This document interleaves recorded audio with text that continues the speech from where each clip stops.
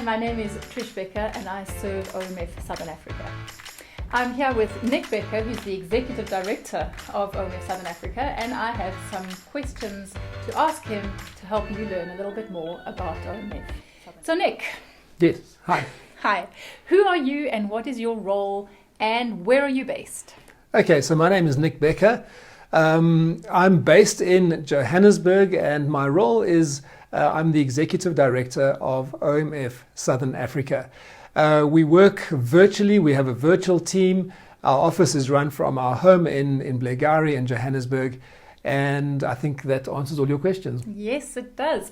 But can you tell us who else serves OMF Southern Africa? Yeah, so as I said, we are a virtual team and we work with volunteers. So we're a team of volunteers. So Trish Becker is our personnel manager. She is our candidate coordinator and our Serve Asia, which is our short-term coordinator.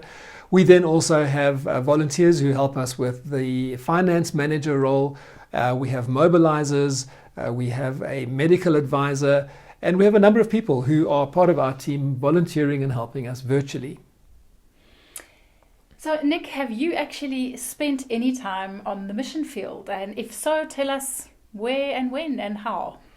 Yeah, well, Trish and I, we spent 9 years on the mission field in Thailand. We were church planters in Thailand. After those 9 years, we were asked to deputize as leaders at our headquarters in Singapore. So we spent 3 years in Singapore, and then we returned to South Africa at the end of 2014 to re-establish OMF Southern Africa. So yes, 12 years on the mission field in total, and another 5 years now here in South Africa working for the mission agency. So can you tell us why you left Asia to come back to South Africa?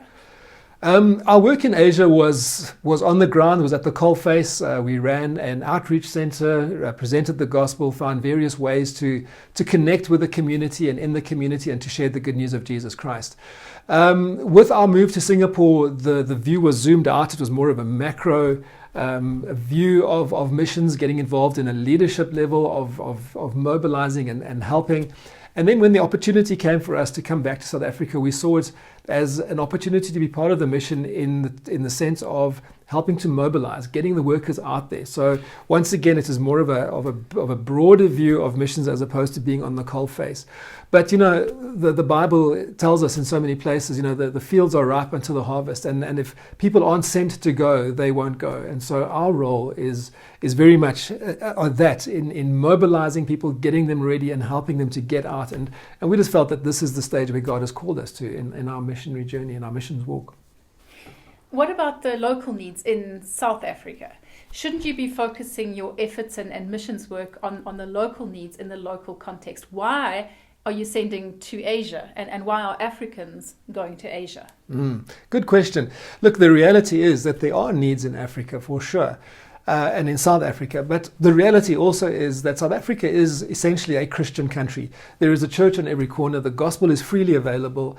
And most people in South Africa come across the gospel in one way or another automatically without anybody actually having to do that. And the church is strong in South Africa. And so really it is the church's role to be reaching out locally, doing the work that needs to be done locally. But the scriptures are very, very clear that God has called us not just to Jerusalem, but to Judea, Samaria, and to the very ends of the earth. And that's the role that we play, is facilitating the movement to the ends of the earth. And God has called all people from all nations to take the gospel to all the nations. So it is absolutely appropriate that Africans take the gospel to Asia. So what would you say to the person who says to you, how does any of this matter to me? I'm just an ordinary Christian living an ordinary life. How is it relevant in my life? Well, you know, the reality is, even though God has specifically called some people and set them aside to be missionaries, that doesn't mean that everybody else who isn't called to be a cross-cultural missionary can't be or should not be involved. In fact, the whole church is responsible for missions. And as such, every single person who calls themselves a Christian and who is part of the local church needs to be involved in cross-cultural missions in some way or other. And that's really what we try to do, is try to help people to find that niche or that role that they have uniquely to be involved in missions even if they aren't specifically going themselves. There are other ways to be involved. So how do I get involved? I'm not sure that I'm called to go to Asia, but how could I get involved? Well, we have in OMF, we have what we call the 6 ways. So you can get involved by physically going if God has called you. And that's part of our role and job, is to help discern that calling. Has God really called you, and where is God calling you to? And we will journey with you to help that. And we will, more importantly, journey with your church to help them to ascertain or to determine that this is your calling. So the first one is to actually go. The other one is to pray. Every single person in every single church can be praying for missionaries and for mission and for God's word to go out to the unreached. Mobilizing, getting other people involved in praying or going. Sending, that means helping people to actually go, providing material and physical needs for those who need to go, providing support, providing physical help for those who are going. Then there is welcoming people from other countries. God is bringing the mission field to us, and every single one of us can be involved in reaching those who have never heard about Jesus by reaching out to the aliens and strangers and foreigners in our midst, so welcoming them in. And then the 6th way is to learn. Every single one of us can learn about the needs, different religions, what God is doing among the Muslims, among the Buddhists, among the Hindus. And so we should never stop learning. And so in those 6 ways, every single one of us, including you, Trish, can be involved in cross-cultural missions. So to the person who says, I do think God is calling me to missions and actually to go to Asia. But I don't know how or when or where. I don't know which people group. Could you help? Absolutely. So that's really, as I said, that's what we exist to do.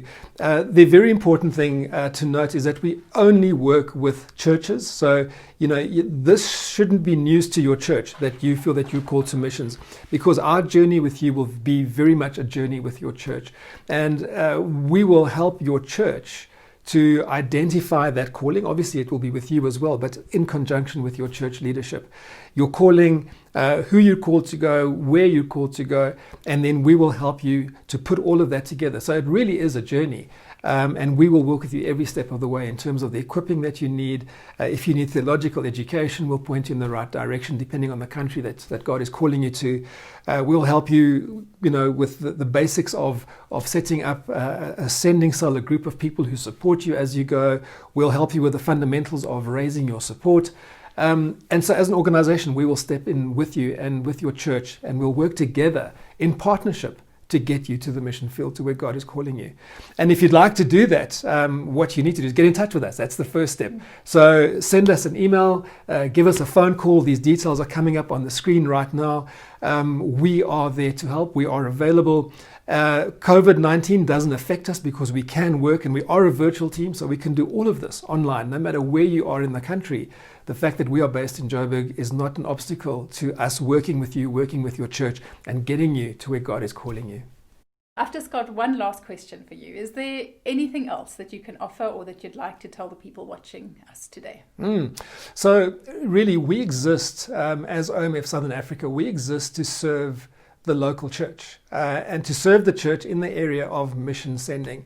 So from that point of view, we are able to offer training to churches. We have a course called Taste of Missions. We can tailor that to the church's specific needs and to the church's time availability in terms of presenting this course. We can run it from over 6 weeks, once a week, over 6 weeks, to a couple of nights a week, or run the whole thing on a Saturday. So we're very, very flexible in terms of that.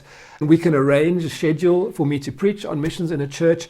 We are available to help churches which are doing missions fests or missions expos.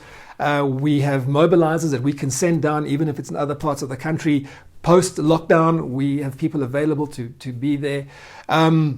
We are able to share in community groups or cell groups, small groups. And so the sky is the limit in terms of what we offer. And I think really the thing is we are nimble enough to be able to meet the various needs of churches. And one other thing, in terms of what we do offer, if you are watching this and you have an interest in missions, you feel maybe God is calling you, really we'd encourage you to go to our website and register. The details are up on the screen now.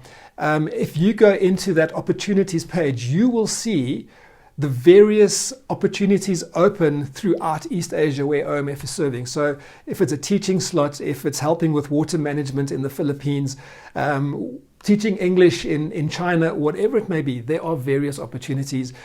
So that might be a good place to start. If you start looking at that, God might prompt your heart in terms of an opportunity that is available.